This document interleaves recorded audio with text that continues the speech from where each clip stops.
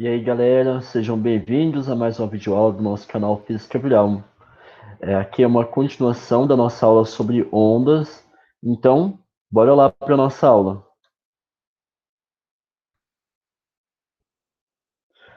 Na aula de hoje, a gente vai ver os elementos geométricos de uma onda, o que é o período e frequência das ondas e a equação fundamental da ondulatória. Essa é de extremamente importante. Antes da gente começar a nossa aula, vamos dar uma revisada naquilo que a gente falou na aula anterior. Na aula anterior, nós vimos a definição de uma onda. Vimos que a onda, ela seria uma vibração que se propaga em meios materiais ou não materiais. Toda onda, ela é capaz de transportar energia sem a propagação de matéria. No caso das ondas mecânicas, nós dizemos que uma onda mecânica transporta energia e quantidade de movimento sem a propagação de matéria. Esta é o fundamento da ondulatória, um dos fundamentos da ondulatória. Vimos também a classificação das ondas em relação à sua natureza, à sua propagação e em relação à forma. No caso, em relação à natureza, nós temos dois tipos de onda. Nós temos as chamadas ondas mecânicas e as ondas eletromagnéticas, que diferem uma da outra pelo fato de que a onda mecânica ela precisa de um meio material para haver a sua propagação, enquanto que as ondas eletromagnéticas elas não necessitam de um meio material para haver a sua propagação. As ondas eletromagnéticas elas viajam através do vácuo e também de alguns meios materiais, mas elas não necessitam de meios materiais para se propagar. Em relação à propagação, nós vimos que as ondas podem ser do tipo longitudinal, onde a direção de propagação de energia coincide com a direção de vibração molecular.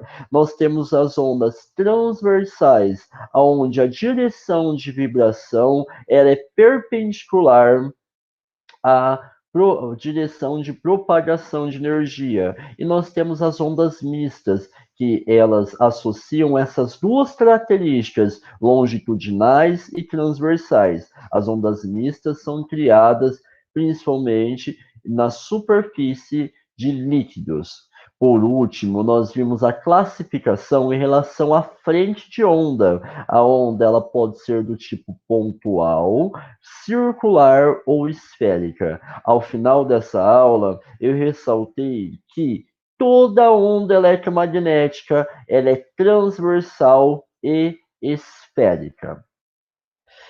Toda vez que a gente pensa sobre uma onda, vem uma imagem na nossa cabeça, e essa imagem eu tenho certeza que é parecida com essa GIF que eu mostrei aqui para vocês.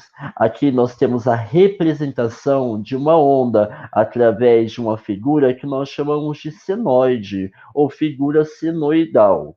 Essa figura senoidal, ela apresenta três pontos importantes. Ela tem o ápice de sua oscilação, que nós chamamos de crista da onda. Nós temos um mínimo de oscilação, que nós chamamos de vale da onda, e toda onda ela oscila em relação a uma posição de equilíbrio. Essa posição de equilíbrio é essa linha central aqui.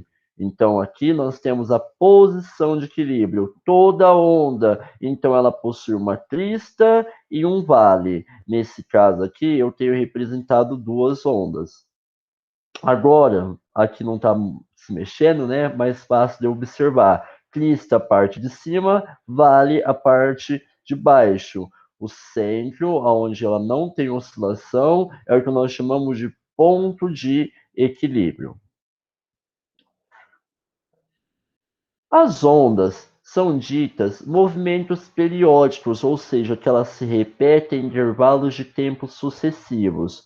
Nós definimos o período como o tempo necessário para uma oscilação completa. O período é representado pela letra T maiúscula, o Tzão.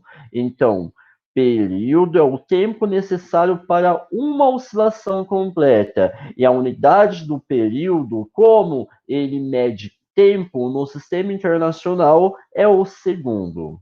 Aqui eu tenho a representação de um senoide, de uma onda, colocada sobre um eixo cartesiano, aonde que o eixo x ele é medido em segundos, portanto ele está medindo o tempo. As unidades aqui elas são unidades de tempo.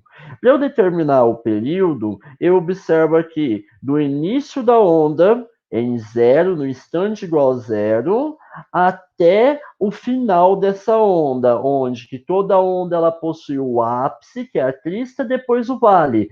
Posteriormente, ela termina. Então, essa distância entre T0 e T1 é o que nós chamamos de período.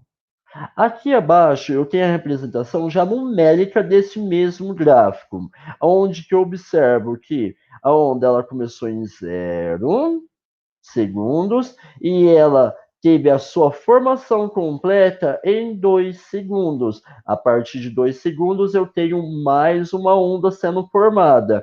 Portanto, o período desta onda entre 0 e 2 é de 2 segundos. Período é o tempo necessário para uma oscilação completa.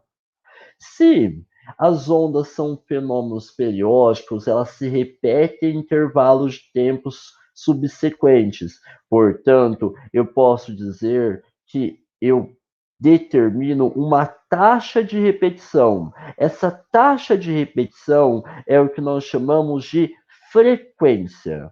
No caso, a frequência é a taxa de repetição de uma determinada vibração. Nesse caso, ela representa o número de oscilações por unidade de tempo. A frequência ela é medida em Hertz. Então, a frequência mede o número de ondas formadas. Aqui eu tenho a representação de dois gráficos com ondas diferentes, ondas distintas. Se eu pegar o mesmo intervalo de tempo, eu posso observar o seguinte, que eu tenho mais ondas formadas no gráfico de baixo do que no gráfico de cima para o mesmo período de tempo.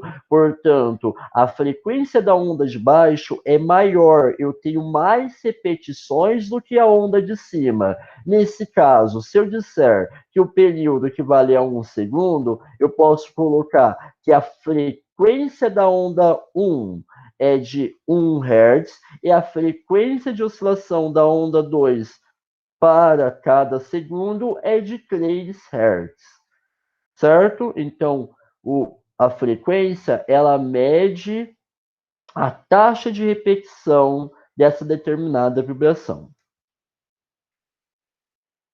Existe uma relação entre período e frequência. Essa relação, ela é bem óbvia. Se eu tenho que a frequência mede o número de oscilações por unidade de tempo e o período ele representa o tempo necessário para uma oscilação, frequência n dividido pelo ΔT. Se o n é para uma oscilação, o ΔT representa o período. Eu tenho que a frequência é igual a 1 dividido pelo período, ou o período é 1 dividido pela frequência. Agora vamos avaliar alguns elementos geométricos desta onda. Nós temos o chamado comprimento de onda e a amplitude. O comprimento de onda, ele mede a distância horizontal entre dois pontos consecutivos de uma onda, enquanto que a amplitude, ela mede a distância vertical entre o ponto de equilíbrio e o máximo ou mínimo desta onda. Como assim, professor? Aqui eu tenho representado novamente o senoide. Agora o senoide ele está plotado sobre um eixo cartesiano, sobre o plano cartesiano, e o eixo x ele está medido em metros, ou seja, nós temos unidade de distância, tanto para x quanto para y. Dessa forma, eu posso avaliar que o comprimento de onda é entre o começo e o final da minha onda. Eu pego aqui, ó, entre 0 e o final, tenho o ápice e o mínimo. Eu tenho uma onda, uma oscilação completa. Dessa forma, aqui eu tenho representado a distância como sendo o comprimento de onda. Uma forma que muitos estudantes utilizam para averiguar qual que é o comprimento de onda em um exercício como esse, com um gráfico, eu observo entre dois pontos consecutivos. Então, eu pego entre as duas cristas, entre uma crista e outra, eu tenho o mesmo comprimento de onda. E esse mesmo comprimento de onda, ele pode ser verificado na parte de baixo, entre um vale e outro. Agora, o que é a amplitude? A amplitude seria essa distância vertical entre o ponto de equilíbrio e o ápice, ou entre o ápice, que no caso seria a crista, ou entre o ponto de equilíbrio e o mínimo, que seria o vale.